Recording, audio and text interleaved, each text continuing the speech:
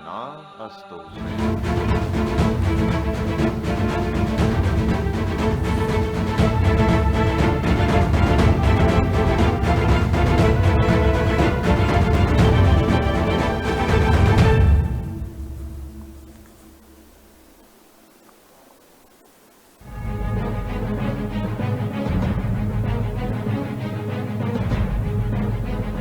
पाक फौज के शोबा ताल्लुकात आमा ISPR के मुताबिक army chief general Qamar Javed Bajwa ने शुमाली वजीरिस्तान और मीरान शाह का दौरा किया, जहां core commander Peshawar lieutenant general Nauman Mahmood ने उनका इस्तकबाल किया।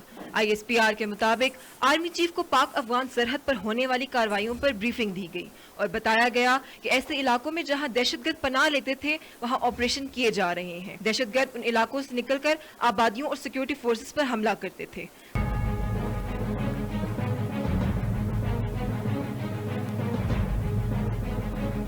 सिपा सलार का कहना था कि जदोजहद के बाद इलाके के हालात मामूल पर लाए गए। खिते में अमन बड़ी हद तक बहाल हो चुका है। हम अमन और इस्तेहकाम के लिए पुरअज़्म हैं। अमन और इस्तेहकाम के लिए पाकिस्तान अपना किरदार अदा कर रहा है। Nimra Sajjad, JNN news, Islamabad. बिस्मिल्लाहिर्रहमानिर्रहीम, अस्सलामु अलैकुम। आप देख रहे हैं प्रोग्राम आपकी बात और मैं हूं हारिस अमीन खान। कल पाकिस्तान आर्मी चीफ ने शुमाली वजीरिस्तान का दौरा किया, जिसमें उन्होंने पाक अफगान बॉर्डर को भी जो है उसका भी दौरा किया और वहां की जो तमाम सूरत हाल है उसका जायजा लिया। अगर हम बात करें शुमाली वजीरिस्तान की, तो शुमाली वजीरिस्तान के लोगों ने जो है इंतहाई हद दर्जे की जो है कुर्बानियां दी हैं और अफवाज पाकिस्तान ने जो है वहां पर जो अपनी कार्रवाइयां की हैं, वहां पर जो अमन लाने में उन्होंने काविशें अपनी पेश की है, तो उसकी मिसाल हमें कहीं पर भी नहीं मिलती। और इसके साथ साथ अगर हम बात करें आर्मी चीफ के कल के दौरे की, तो आर्मी चीफ ने वहां पर जाकर भी वाज़ेह एक पैगाम दिया और यह बताया कि जो भी हमारे दुश्मन है उनको हम जड़ से उखाड़ने में कोई कसर नहीं छोड़ेंगे। और यकीनन ये एक चैलेंजिंग टास्क था, जिसमें ऑपरेशन ज़रबे अज़ब जो है, क्योंकि वो अब अपने इख्तिताम को भी पहुंच चुका है और वहां पर जो हमारी अफवाज ने कुर्बानियां दी वजीरिस्तान को दोबारा बहाल करने के लिए, तो वो खिराज तहसीन के काबिल है। इससे पहले अगर हम देखें तो वजीरिस्तान के जो हालात थे, तो वहां पर कुछ ऐसा एक सिनेरियो, एक ऐसी सिचुएशन बनी हुई थी कि बाजार, दुकानें, इवन के उन्होंने जो दहशतगर्द हैं, मिलिटेंट विंग्स हैं, उन्होंने अंडरग्राउंड जो है ऐसे जगह बनाई हुई थी जहां पर लोगों को वो यरगमाल बनाया करते थे। इवन स्लॉटरिंग से भी वो लोग जो है बाज नहीं आते थे और इंतहाई दर्जे का उन्होंने खौफ और हिरास जो है फैलाया हुआ था।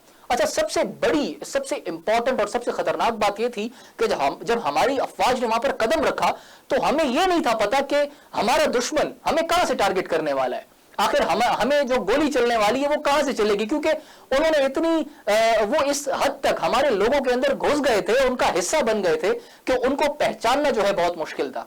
इसीलिए इस ऑपरेशन में बहुत सारी मुश्किलात का भी सामना करना पड़ा, लेकिन अल्हम्दुलिल्लाह अल्लाह के फजलो करम से अफवाज पाकिस्तान ने यह ऑपरेशन इंतहाई कामयाबी के साथ जो है वो अपने इख्तिताम को पहुंचाया। और आज अगर हम देखें मीरान शाह और जो है मीर अली जैसे इलाके, वहां पर भी अल्हम्दुलिल्लाह आज मसाजिद आबाद हैं, स्कूल आबाद हैं, आपके खेलों के ग्राउंड आबाद हैं, लड़कियों के, बच्चियों के स्कूल भी जो हैं, इवन के जो वजीरिस्तान के हालात शुरू में हुआ करते थे उससे भी बेहतर हो गए हैं। जो मिलिटेंट विंग्स आए वो समझे कि शायद हम बलोचिस्तान, वजीरिस्तान को जो है अपने हाथों में ले लेंगे और यहाँ के लोगों को यरगमाल बनाकर कत्लो गारत करके उनको अपना लेंगे, लेकिन उनका ये ख्वाब चूर कर दिया पाकिस्तान की अफवाज ने। और अल्हम्दुलिल्लाह आज मीरान शाह, आज जो है मीर अली और पूरा वजीरिस्तान जो है इन दहशतगर्दों के कब्जे से छूट चुका है। तो इस तमाम सूरत हाल पर आज हम बात करेंगे। हमारे साथ मौजूद है दिफाई तज्जियाकार जनाब कर्नल असद महमूद साहब। अस्सलाम वालेकुम। वालेकुम अस्सलाम, आप खैरियत हैं? कर्नल साहब बहुत शुक्रिया, आपने हमें ज्वाइन किया था। साहब, आर्मी चीफ का जो दौरा शुमाली वजीरिस्तान है, तो मुल्क की मौजूदा जो सूरत हाल है, तो इन उसके पेश नजर इसकी क्या अहमियत है इस दौरे की? बिस्मिल्लाहिर्रहमानिर्रहीम, बहुत शुक्रिया। मैं समझता हूँ कि ये जो दौरा था ये इंतहाई अहमियत का हामिल था। वाई इट इज सो, एक तो आप ये देखें ना, वो जो आप अफगानिस्तान और पाकिस्तान की जो सरहद है और उसके ऊपर जो बार वार बेसिकली लगा रहे हैं, वो आपने काफी हद तक अपना काम एक साथ से कंप्लीट कर लिया है और उसको आप एक्सटेंड करके आप ये देखें कि आपने डिसाइड किया कि आप ईरान तक एक साथ से लेके जाएंगे। और उस सारे काम को करने में भी आप उससे कि नॉट ओनली कि आपके कितने फाइनेंशियल लिहाज से उसके ऊपर खर्चा आ रहा है। उससे हट के भी आप ये देखें कि वहाँ पे मुख्तलिफ तरह के जो ग्रोह हैं, ये मिलिटेंट ग्रोह हैं, जिनको सूट नहीं करता ये सारे के सारा सिस्टम। वाई बिकॉज अब तो वो क्या जहाँ जहाँ ये एक या से बाढ़ लगती जा रही है, आनी बाढ़ है, और किस तरीके से आपने वहाँ पर सर्विलेंस का सिस्टम एक लाख से लेकर आ रहे हैं, चेक एंड बैलेंस जब आएगा तो इस तरीके से शहर को तो आप क्रॉस नहीं कर सकेंगे। तो एक लाख है वो भी इनको सूट नहीं करता। तो आप ये देखें कि मुख्तलिफ मौके पे आपने भी ऐसा भी देखा और सुना होगा कि हमारे जो फौजी जवान जो ये सारा काम कर रहे हैं, तो उनकी बहुत शहादतें एक लाख से उन्होंने दी हैं। बिल्कुल। अच्छा, एक तो ये हो गया, आप उसके बाद बाढ़ की बात करते हैं, उस साइड के जब आप वज़ीरिस्तान की भी बात करते हैं या साका की भी बात करें, मेरा ख्याल है यहाँ के लोगों ने ये आग और खून के दरिया में से गुजरे हैं। तो आलम उसको पिछले बड़े 40 साल एक लाख से पहले बड़ी मुश्किल तरीन, और स्पेशली जो पिछले 18-20 साल के इंतहाई मुश्किल तरीन वक्त एक लाख से उन्होंने देखा। देखिए, हम तो अपने घरों के अंदर मौजूद होते हैं जी, हमें उसका भी रियलाइजेशन नहीं है। आप सोचिए उन हमारे बहन भाइयों का जो जिनको अपने घरों से निकलना पड़ा, ठीक है, बिल्कुल इंटरनली IDP जिसको आप कहते हैं, इंटरनली डिस्प्लेस्ड पीपल, आप उनको कैंप्स के अंदर लेकर चले गए। Why because you wanted to clear of the entire area, और फिर बिल्कुल ऑफ कोर्स ऑपरेशन जो जरबेस था वो एक लाख से 50 को पहुंचा। रतुल प्रसाद इज इन एक्शन। अब उसके अंदर इंटेलिजेंस बेस्ड ऑपरेशन मुख्तलिफ पूरे मुल्क के अंदर एक लाख से कर रहे हैं। तो मैं ये समझता हूँ कि इस तरीके से मतलब इस वज़ीरिस्तान के अंदर नार्थ और इसके शुमाली और जनूबी वज़ीरिस्तान के अंदर मैं समझता हूँ कि जिस तरीके से वहाँ के लोगों ने कुर्बानियाँ दी, पाक फौज ने कैसे कुर्बानियाँ दी, पाक फौज ने जिस तरह के ऑपरेशन किए, जिस तरह की आप इसको ऑपरेशनल प्रिपेयर्डनेस के साथ होते हुए अपनी फिजिकल फिटनेस का एक लिहाज से और फिर बैटल वर्दीनेस का एक लिहाज से मुजाहरा किया। यू ट्रस्ट मी, ये ऐसा नहीं हो सकता। दुनिया की शायद कोई भी फौज इस हालात के अंदर इस तरह मुकाबला नहीं कर सकती और इस तरीके से वो काम नहीं कर सकती जिस तरीके से मैं समझता हूँ कि आपकी अफवाज पाकिस्तान ने जिस तरीके से इनको टैकल किया, बिल्कुल से काम किया है। No doubt. कल सर आप ये देखिए, जी कंटिन्यू करें सर प्लीज। अच्छा, उसमें फिर आप ये देख लीजिए कि IDP साहब चले गए, इसके बाद आपने एरिया कोड, ये तो आपने ठीक वो एक्सप्लेन किया अपने इंट्रोडक्शन के अंदर भी, तो भाई वो मिलिटेंट्स जो कि कई दहाइयों से यहाँ पर आ रहे थे, यहाँ के लोगों को उन्होंने यरगमाल बनाया हुआ था। यहाँ के लोगों से आप ये कह सकते हैं कि बत्ता लेते थे, उनको दबा के रखा हुआ था, उनको डरा के रखा हुआ था और उनके लिए किसी को कत्ल कर देना तो there was no issue for them.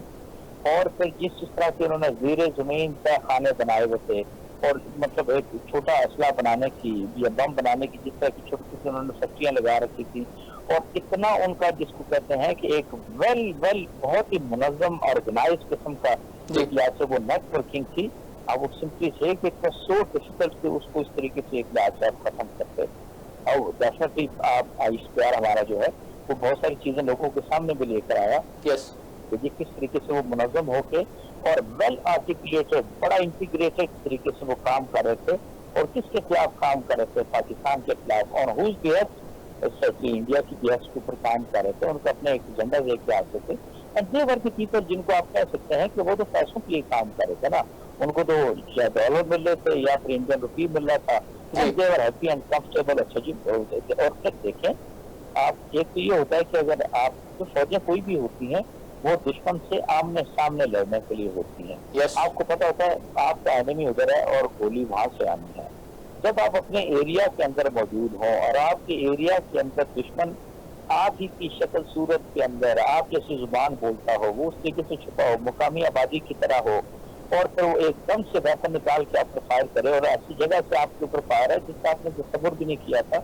और बिल्कुल आप ये यकीन मानिए कि मैं समझता हूँ कि हमारे जनरल ऑफिसर्स, हमारे ब्रिगेडियर्स और फिर हमारे दूसरे ऑफिसर्स, JC और सोल्जर, आशा मैं आपको बताऊँ पाकिस्तान आर्मी है मतलब एक तारीख रख की है एक लिहाज से छात्रों की, बिलीव करें आप बिल्कुल। और तब जाके मैं समझता हूँ कि स्टेज पे पहुंचे। कल साहब इसमें कोई शक नहीं है, जब ये ऑपरेशन स्टार्ट हुए वजीरिस्तान से पहले जो सवात में स्टार्ट हुआ, उस वहां पर भी यही हालात थे कि आपका दुश्मन जो है, आपके दुश्मन और दोस्त में आप फर्क करना बिल्कुल भी मुमकिन नहीं था। वो उन्हीं का लिबास, उन्हीं के चेहरों में जो है उसी तरह की शक्ल लेकर आपके सामने आते थे, तो आपको ये फैसला करना बहुत मुश्किल होता था कि आखिर इसमें जो है दुश्मन कौन है और हमारा अपना जो है पाकिस्तानी वो कौन है। तो उस दौरान बहुत ज्यादा शहादतें हुई, जो अनगिनत शहादतें, और उसका जो अजाला है या उसका जो रिवॉर्ड है, या हमारी कौम कभी भी ये कर्ज जो है नहीं चुका सकती अपने अफवाज पाकिस्तान का। अच्छा कर्ज साहब, ये मुझे बताइएगा कि ये जो बाढ़ का आपने जिक्र किया जो अफगान बॉर्डर पर जो है हो रही है, उस दौरान भी कई शहादतें हुई, लेकिन पाकिस्तान फौज जो है वो किसी भी तरह इस मिशन को, इस ऑपरेशन को और इस प्रोजेक्ट को पूरा करने के लिए कोशा है। तो इसकी इंपॉर्टेंस जरा बताइएगा कि कितनी इंपॉर्टेंट है ये।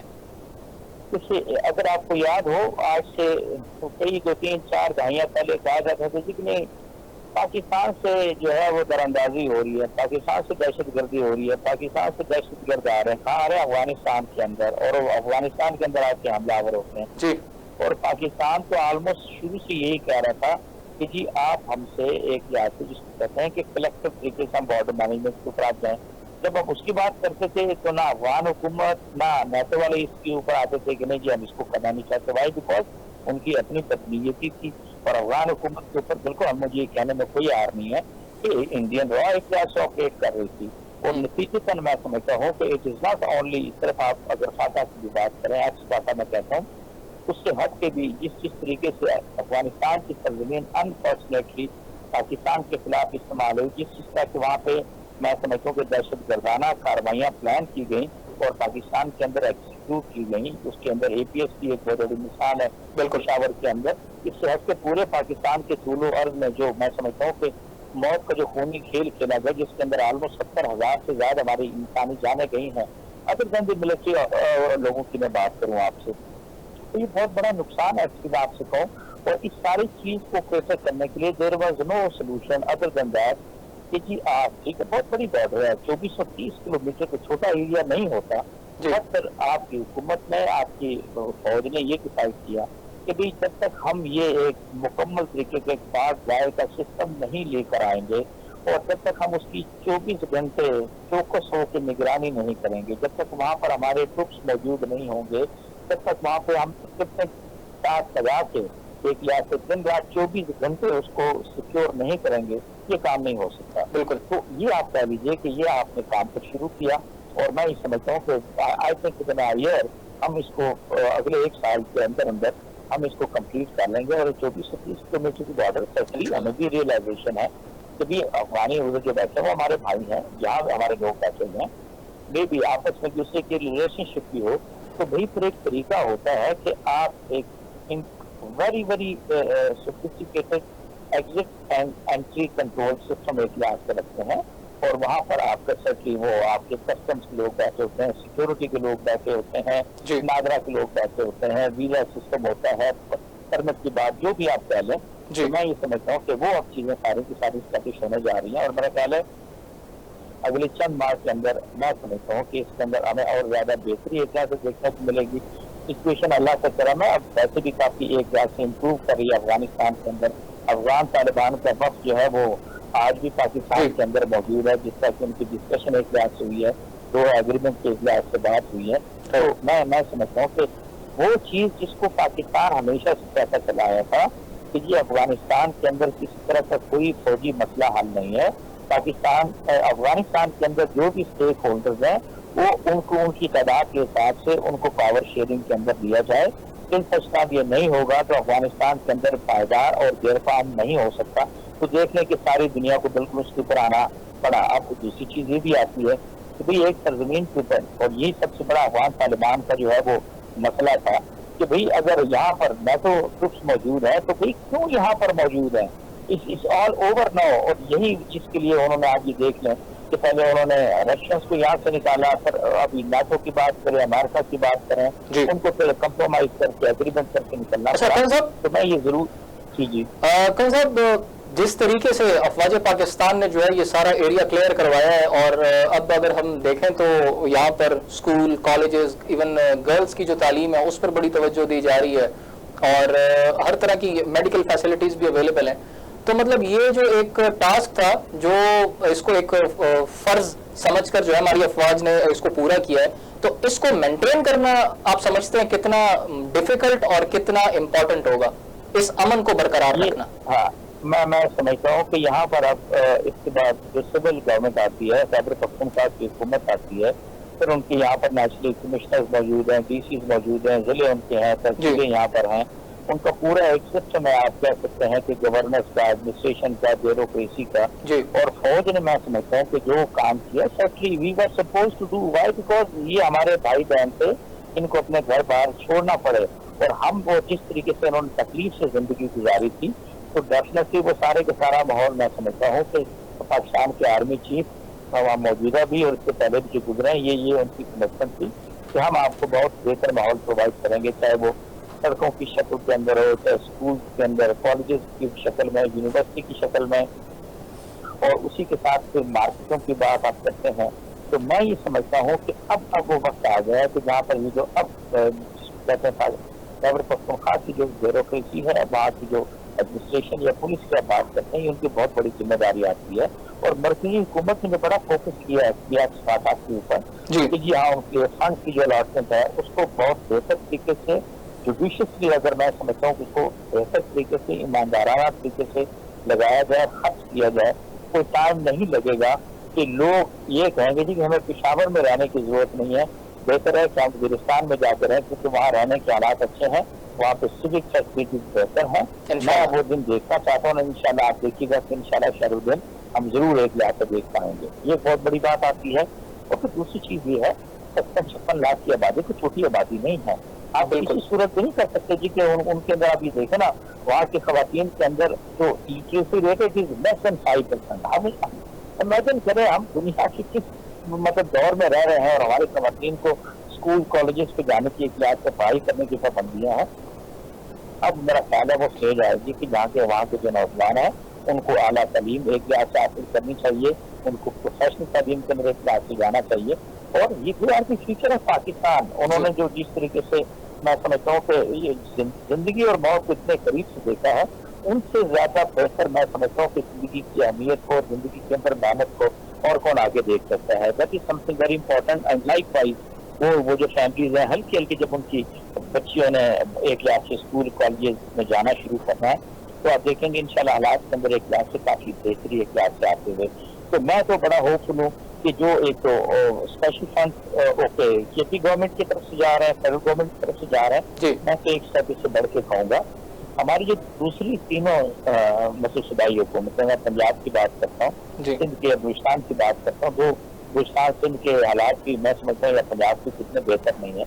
लेकिन अगर ये तीनों सूबे मिलके अगर कोई 100-150 अरब के स्पेशल प्रोजेक्ट ये खुद अपनी मदद आपके तहत वहाँ पर कहें कि नहीं ये प्रोजेक्ट हम फ्रांस जिले में पंजाब की तरफ से कर रहे हैं, ये बलूचिस्तान की तरफ से है और ये सिंध की तरफ से है, एक बड़ा बेहतर, क्लियर और बहुत ही मैं समझता हूँ पाकिस्तानियत का एक नेशनलिज्म का मैसेज जो है वो लोगों को जाएगा कि वो लोग जो कराची में बैठे हुए हैं उनका दिल भी जो है वो वजीरिस्तान के लोगों के साथ या फाटा के लोगों के साथ धड़कता है।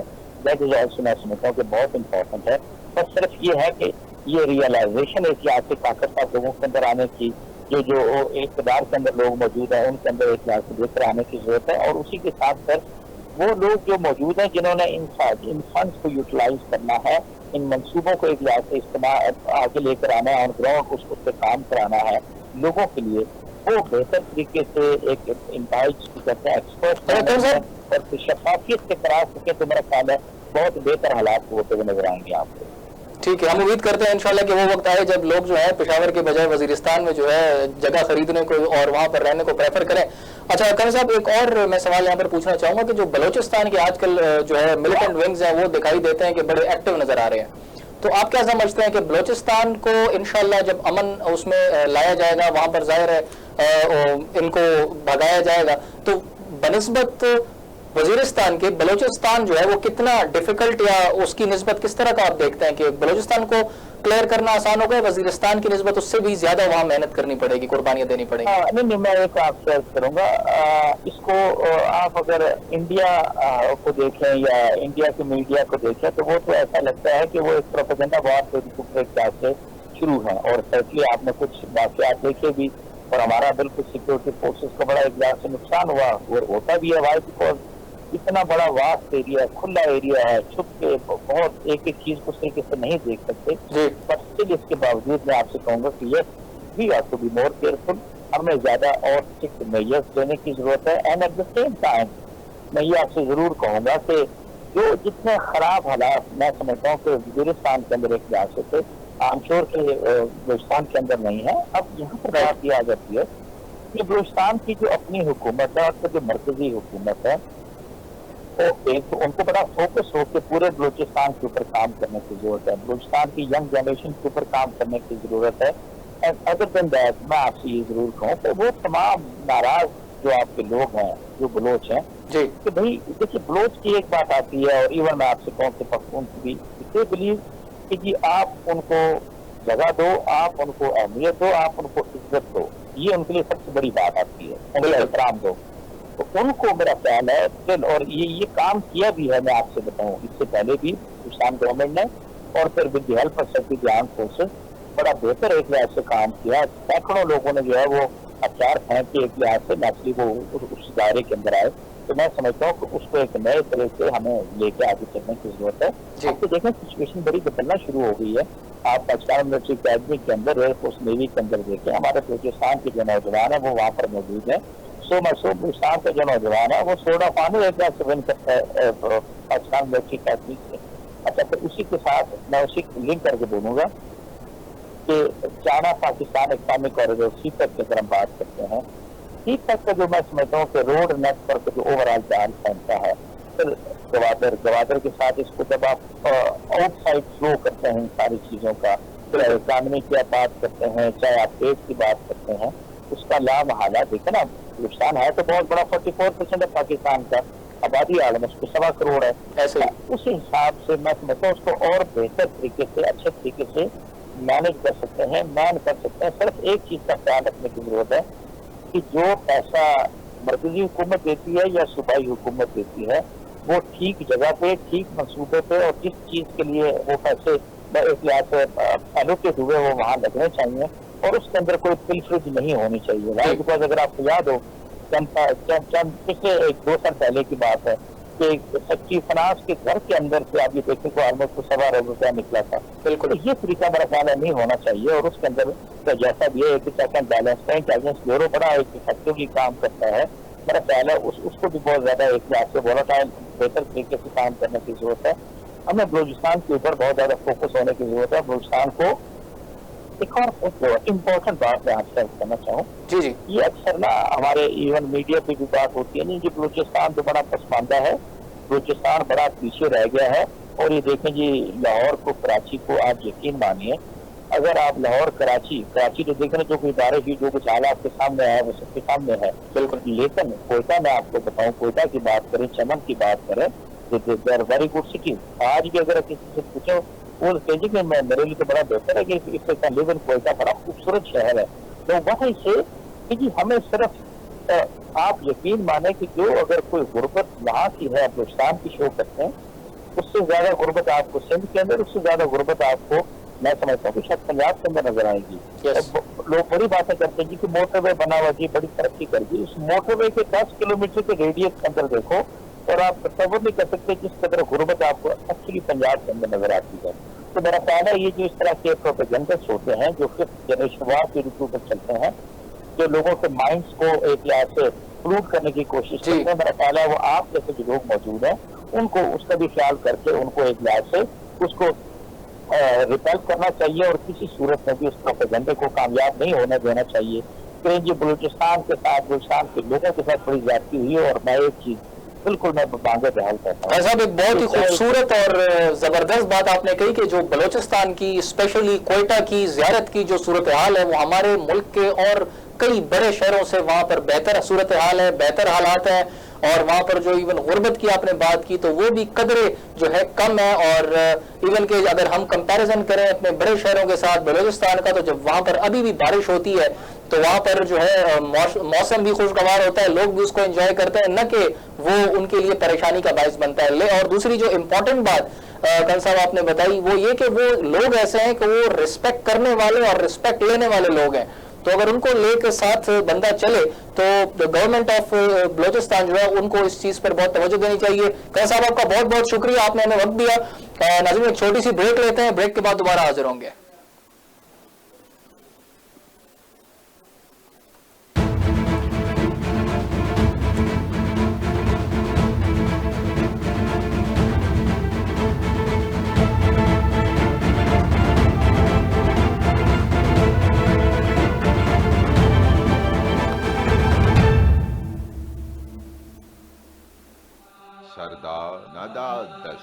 शिकस्त यजीद, हक्का के बिना ला इलाहा हस्त हुसैन।